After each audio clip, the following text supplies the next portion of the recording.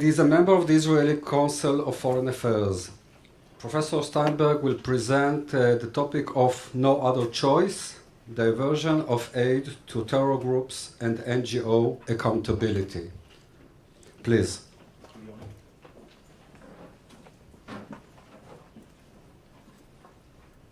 Thank you and good morning. Okay, people, where do I find my PowerPoint here? So you always have to start with the okay. Where am I? It's not either of those. Okay, got it. Okay. There we go. And then how do I change just by hitting the button? Okay. Good morning, everybody. I am not an attorney. I am not an advocate. I'm not a lawyer. And Catherine and I are going to speak first and then get out of here before the lawyers take over. We move to a different type of, perhaps, a discourse. The issue of funding for terrorism is obviously a very important one for Israel and for Israelis. And we see it, we see the threats of terrorism, we see them in Gaza very strongly, we see them in southern Lebanon, or all of Lebanon with Hezbollah, and of course Syria, Iraq, the entire region now is the chaos, the instability, and a lot of it is related to different forms also of terrorist organizations, and I don't claim to be able to discuss all of those different aspects. It's important to differentiate. What we see most closely to us in Gaza is a strange phenomenon. Here we have a very small enclave, which is run by a terrorist organization, Hamas, with a population of, 1.5 or perhaps 2 million people. There's a dispute about exactly how many people are there, living in very much a situation of poverty. There have been a series of conflicts and wars triggered by Hamas activities. Yesterday I was at a briefing on the reconstruction process there, and there are still tens of thousands of families that are waiting for reconstruction of their homes. A principal part of the funding for reconstruction and for the resources that come from humanitarian organizations, from governments, from the United Nations. There are hundreds of millions of dollars that go in, and of course from the Israelis, coming in every year into Gaza. At the same time, the principal industry in Gaza is constructing terror tunnels, constructing military infrastructure, tens of thousands of mortars, rockets, missiles. One was fired yesterday into Israel. That's where a lot of the resources go. And there seems to be, I say that in a somewhat non-British understatement, there seems to be a disconnect. On the one hand, all these resources going into Gaza and a very strong focus, intense focus on the plight of the residents of Gaza on the one hand, and on the other hand, what we see in Gaza is investment in terror infrastructure. And I want to talk a little bit about that disconnect that's there. I'm going to start with a quote from a well-known Israeli advocate, activist I guess is the best term, a lawyer for many of the non-governmental organizations involved in cases against the Israeli government on questions that include access of humanitarian organizations and aid to Gaza. He was quoted, I think last week or 2 weeks ago, well, August 20th, you can see 3 weeks ago, on the issue, I'll talk about it in a minute, of World Vision and the arrest of a World Vision, the head of their Gaza division, as a Hamas operative who had diverted approximately $50 million allegedly into Gaza's military, to Hamas's military operations. And in The Economist, he was quoted as saying, even the best organized operations have no choice but to operate in a gray zone in Gaza. And that term, have no choice, and gray zone in Gaza is what I really want to focus on. And I'm going to argue that, in fact, there are choices, and those choices have to be made by humanitarian aid organizations, by UN, UNRWA, by UNDP, another framework, by Oxfam, Christian Aid, Save the Children, and all those organizations, and most importantly by the governments that fund them. A little bit of the data, the background. In the middle of August, the Israeli government announced the arrest and arrested Mohammed al-Halabi, the director of Gaza's operations for World Vision. World Vision has a total budget of $2.8 billion a year. This is not a small group. And the accusation was that al-Halabi, over a period of 10 years, had actually been a Hamas agent, trained and planted by Hamas into the World Vision framework and became the director.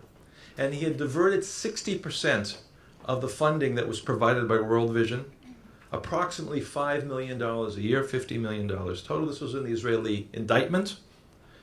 That he had also worked for UNDP. A UNDP official is also under arrest.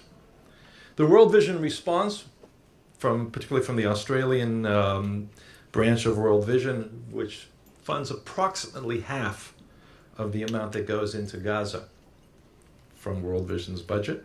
World Vision was shocked by the allegations, and funds were suspended by governments of Australia, Germany, and the UK pending an investigation. The chart sheet was very detailed. I won't go through it. You can all see it on the internet. Everything from diverting funds that were supposed to be for fishing boats to gear for frogmen for terror attacks, cement for tunnels, to taking $100 food pallets, really, that were designed for refugees, for people who could not afford food, and sending them to the... Wait. Turn this off by mistake here. Sending them to the Hamas operatives, and thousands of dollars are diverted that way. Now, the case of World Vision is not unique. What I want to expand a little bit before I go into the issue of the responsibility of governments is the fact that we see people who are involved in terrorist organizations among a number of prominent NGOs. That link between terrorism and NGOs in the areas of humanitarian assistance, in the areas of human rights, is one that needs to be, I would argue, looked at much more carefully. It's an issue of due diligence, which I'll come back to. The interpenetration, we see it not only in the Palestinian NGO framework, I'll give you some other illustrations, but we're here at the annual conference on counter-terrorism, and this issue is extremely important. Here's another example, someone who's well known to Israelis. I think Devorah Chen probably may have been involved in some of these cases. Shawan Jabarin, director of Al-Haq, he's also a member of the Human Rights Watch Middle East and North Africa Advisory Board, is known in Israel as someone who has been involved with and an active member of the PFLP, Popular Front for the Liberation of Palestine, another well-known and unfortunately deeply involved organization in terrorism and bus bombings and other activities. He's under limitations in travel. He's considered by much of the NGO world in the United Nations as a human rights defender. The Israeli government, as well as the Jordanian government, have put limitations on his travel. And the case that's made when he asks for a travel permit and is denied is that he is a senior activist in the PFLP. The Israeli High Court of Justice has heard the case a number of times. In 2007, they issued a ruling which cited his PFLP activity and called him a Dr. Jekyll and Mr. Hyde, a human rights activist by day and a PFLP recruiter by night. These are issues that have largely been ignored by the funders, and I'm going to be very specific about that in a minute. Here's another example, a group called Adamir, Palestinian organization, which has the mandate of promoting the rights of Palestinian prisoners. That's a euphemism for terrorists, people who have been convicted of terrorism, people who are held in administrative detention in Israel for being involved in terrorism. Here I emphasize the role of the funders, the same funders that fund Al-Haq to a large degree. Sweden, Switzerland, Denmark, Netherlands, and Norway provide money through a Ramallah Birzeit University organization called the International Human Rights and Humanitarian Law Secretariat, and are among the principal funders of Adamir. The chair of Adamir is also banned from traveling. He's also allegedly a member of the PFLP. This is an issue that comes up a lot. Why are they not under arrest? In some cases, and I'll give you specifically, Ayman Nasser is another official of Adamir, and he has been convicted on terrorist charges. Not coincidentally, all these people are connected to the PFLP. Another one, Khalida Jarrar, has also been sentenced to prison. In some cases, as we'll talk about in a minute with the World Vision issue, the issue of sensitive sources and not bringing them up in court. The decisions are made by the Israeli Security Agency, the Shin Bet in the Israeli jargon. They would rather protect their sources and therefore we have our administrative detention or travel ban decisions. That's an issue that the lawyers can discuss how we deal with this. It was interesting to see in the press yesterday a debate that started in France about whether there should be increased use of administrative detention for terrorist suspects. People are on a blacklist that are involved in what looks to be an approach towards terrorist activities or direct involvement in recruiting and preparing terrorism, as in the case of the PFLP activists. So this interaction between terrorists and NGOs in these areas is something it's become, I saw it as individual activities, and now with the World Vision case, there's also a question about a Save the Children official similarly being involved in funding, diverting funds to Hamas. In the case of Al-Haq and Adamir, the campaigns that we see for what are usually called euphemistically journalists, PFLP activists, on behalf of them, people who are held in administrative detention. Also, you see this interaction between the NGO community and people involved in terrorism. I want to bring in one very clear example of something not related to Israel to show this is a general phenomenon. Amnesty International, a massive organization compared to any of the Israeli or Palestinian groups. Thousands of employees, budgets of hundreds of millions of pounds a year. And there too, what we see is a pattern, which has to do, I think, with partly the ideological framework that many Amnesty officials have. But the point is that there are, in the case of Amnesty, we know now of 3 high-level Amnesty officials that were directly involved in terrorism, in terrorist activities, or in terrorist, or actually I should say terrorist organizations. This was, there was a series of articles in the London Times on this last year, and the details are well nailed down. Mohammed Beg, some of you may know the organization Caged Prisoners, works with the Taliban, and in the case of Mohammed Beg, in fact, another senior Amnesty official in charge of gender equality, a woman by the name of Gita Sagal, resigned because when she protested the Amnesty alliance cooperation with Mohammed Beg and Caged Prisoners and their connection with Taliban, she was told that she has to not go to make it public, not to discuss these issues, and she resigned or was fired. There was a question about that in protest. So these are issues that are out there. The case of Interpol, some of you may know about that, designated in the United States as a global terrorist organization, principal charity that also funds, flows money into Hamas. There was a case against them in the UK against the Charity Commission. They claimed that they had implemented reforms. They were cleared of the charges, but I'd say certainly there's still a major cloud that hangs over Interpol. And there again, you see the connection between the terrorist activities and the flow of money into places like Gaza that are controlled by terrorist organizations. I'll skip some of the other details. Just quickly, I have to mention the IHH, the Turkish organization, which organized and ran the violent Gaza flotilla 6 years ago. And there too, this is an organization that's part of a broader umbrella group that's defined and banned in the United States for terrorist organizations. A series of reports that were in a document that was produced by a Counter-Terrorism magistrate in France of the links between the IHH and the and terrorist activities throughout the Middle East. This is another organization that defines itself as a humanitarian aid organization, this one based in Turkey. Now, what I really want to focus on is the issue of who's responsible for this. Because what I've presented now are some of the facts that are out there. The problem here is, I think, needs to be emphasized is a lack of responsibility, of due diligence.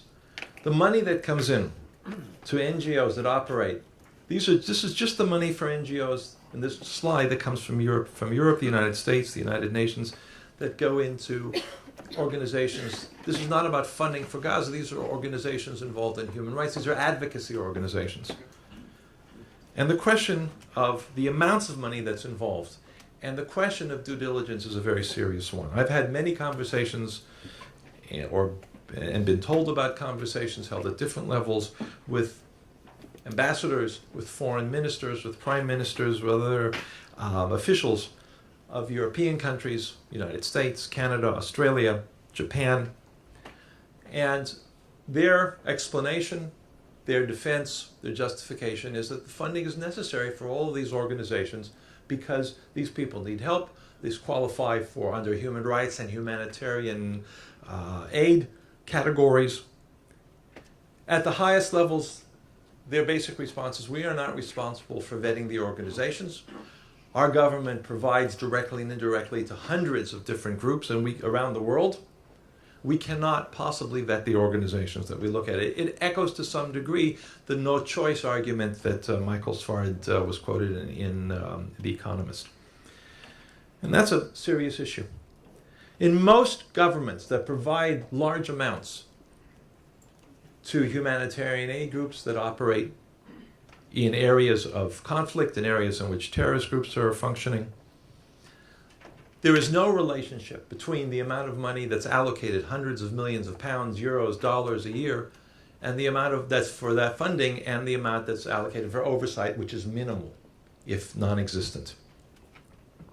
I'll give you one example, and that is the International Humanitarian Law Secretariat that I mentioned earlier, funding Ademir al-Haq, 25 different NGOs. They have a budget, this is a considerable budget, of about $4 million a year, $4 million a year.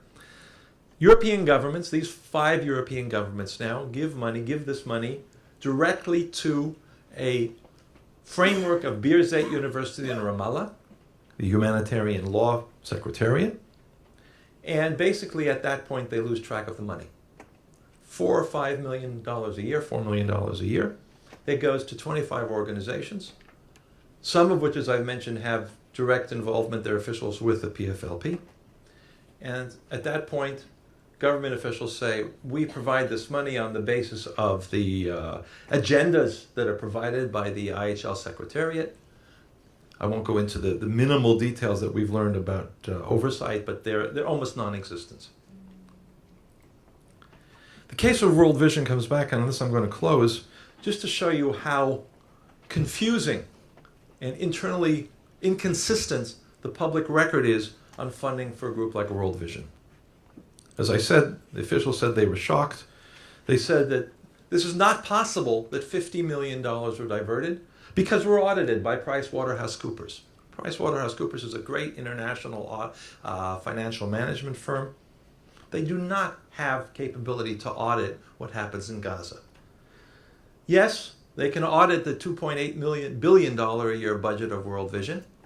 They can audit the individual chapters and check to make sure that the records are consistent. But going a little bit further, and this is not a criticism of PricewaterhouseCoopers, it's not their job, but rather of World Vision. Let's just look at the Gaza operation, which is a relatively small part of World Vision's national or international activities. They get money from about 12 different governments. Australia is the biggest donor. Also Canada, it's an issue for whether Canada has looked at this seriously or not. Germany, the UK, and some international organizations, the UN and others. They had the World Vision Jerusalem, West Bank, and Gaza framework, which publishes annual financial reports, has an annual budget on the order of about $16 million a year. In parallel, there is an organization registered in Israel, World Vision Israel, which reports to the Israel Registrar of Nonprofit Organizations. This is research this is what NGO Monitor does. We have 25 people who spend a lot of time going over financial records for NGOs to try to understand and sort it out. So there's an Israeli organization that was founded in 2008, and they, let's see if I can go down to the numbers here. No, I don't think I have the numbers here. Okay, back up. The point is that they provide, the numbers that they provide are inconsistent and at significant levels, and unexamined. When the head of World Vision Australia, Tim Costello, said to journalists in public statements that it's impossible that Mohammed al-Khalabi funneled $50 million a year to World Vision because we only spent, I think he said, $12 million over the last 10 years in Gaza. So that comes out to about $1.2 million a year. When World Vision's own organizations, and then we're talking about two of them that seem to operate independently. There seems to be no correlation between the one that's registered in the Israeli registrar and the Gaza operations, or Jerusalem, West Bank, and Gaza. They're reporting an annual expenditure of around $16 million a year, 163 roughly over 10 years. So on the one hand, the head of World Vision Australia is saying we only spend 1 point something million a year, when their own documents, World Vision's own documents, talk about a number which is at least 10 times larger. Now, from what I understand, I'm guessing that Mr. Costello, the people, the officers of World Vision in Australia or in the UK or in the US are not lying, but rather this is a clear example of a failure of due diligence. That when you're giving money to an area where there is terrorism involved, we're talking about an estimated $100 million a year that goes into Hamas's military infrastructure. This is a report by a well-known Israeli analyst, Avi Sakharov, in the Times of Israel, based largely on intelligence briefings and an estimate of how much we actually see. What does it cost, approximately, to build a kilometer or a meter of tunnel? How much does it cost to build the infrastructure? How many people are in the Hamas framework? 1,500 people. Almost half, 40 million, is estimated just to go into tunnels. Where does that money come from? When World Vision Australia, or the Australian government, what's it called, AusAid, or UK Department for International Development, or Canada, I think it's probably CETA that provides the money, when these governments provide this money to World Vision for work in Gaza, do they not check and ask the question of where the money is coming from for these activities? And perhaps their donations are being funneled off? I think that's the serious issue that has to be addressed. That's one that the infrastructure is very limited on. Go back for 1 second here. I want to give you an earlier example. The group called Islamic Relief Worldwide was banned in Israel in 2014, just before the Gaza war, by the Minister of Defense.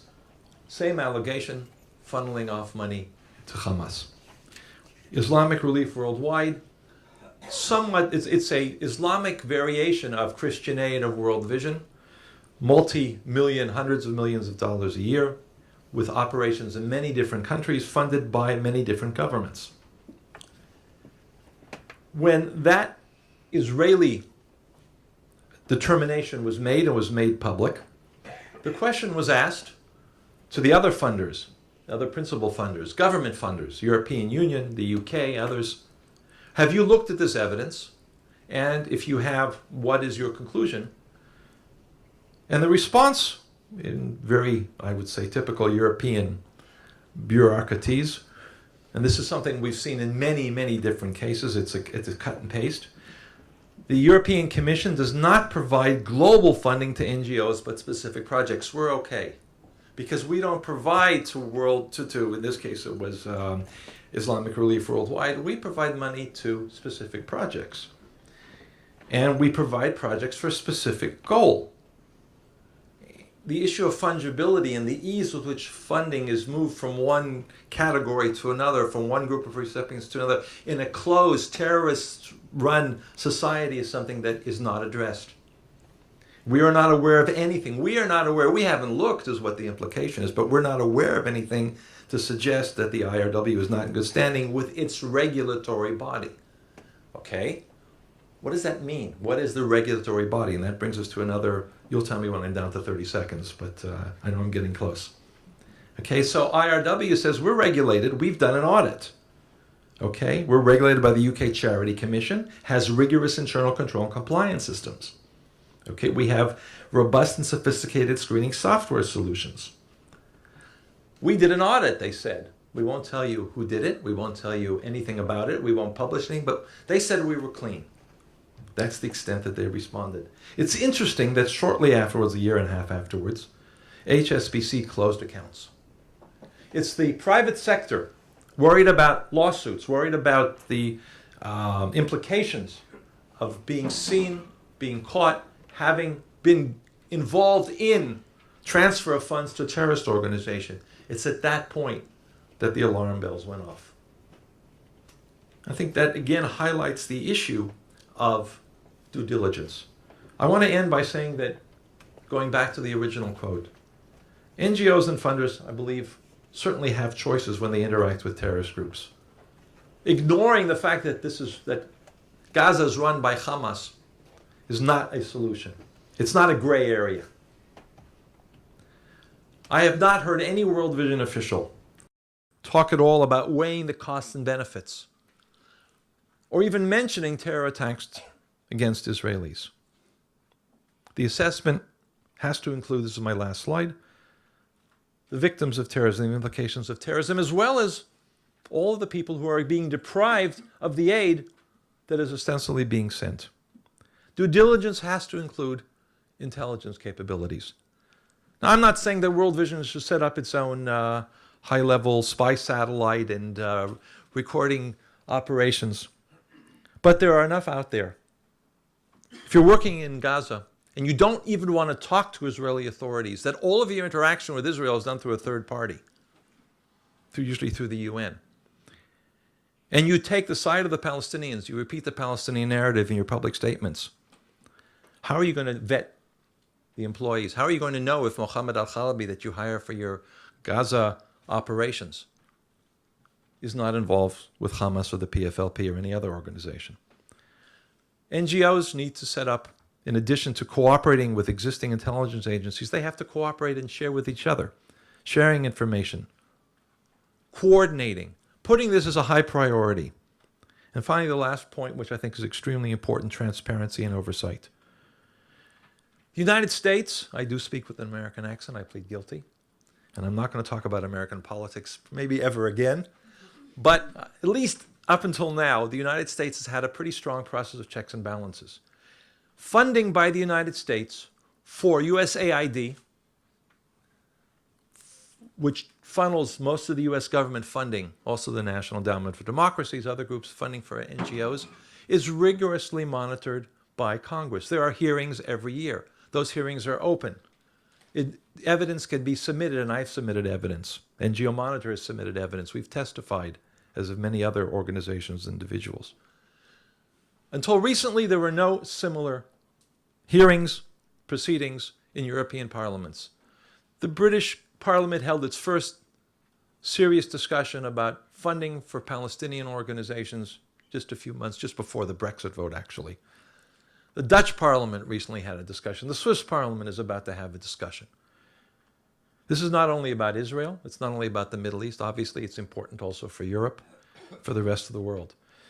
So developing guidelines and having checks and balances through the democratic process, including the media, doing their job instead of simply parroting what NGOs claim, what the various organizations claim, is something that needs to be looked at in a great deal of detail. Thank you very much.